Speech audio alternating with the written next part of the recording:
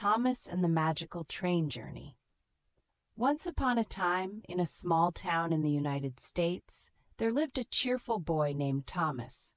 Thomas's biggest dream was to travel on a big train one day. He believed that trains were magical and that every journey they embarked on led to extraordinary adventures. One morning, Thomas's mother had exciting news for him.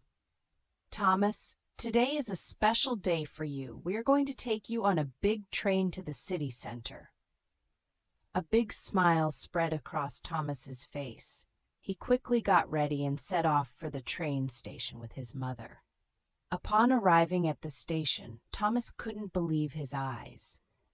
There stood a huge, shiny red steam train. The train was adorned with bright metals and colorful paints. Thomas and his mother boarded the train and began their adventure. As the train slowly started moving, Thomas gazed out of the window. Trees, houses, and rivers swiftly passed by. Everything was changing so fast that Thomas felt like he was in a fairy tale. During their journey, the train passed through several small towns. At each stop, different people got on and off the train. Thomas wondered about each of their stories. Some were heading to a big city for a job interview, others to visit their families. Everyone had a different story, and this deeply impressed Thomas. Finally, they arrived in the big city.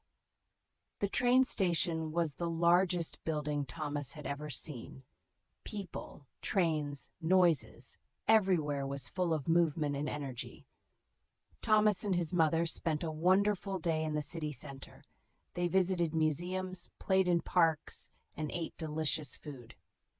At the end of the day, Thomas boarded the train again to return home. This time, as he looked out of the train window, he thought about how everything he saw had a story.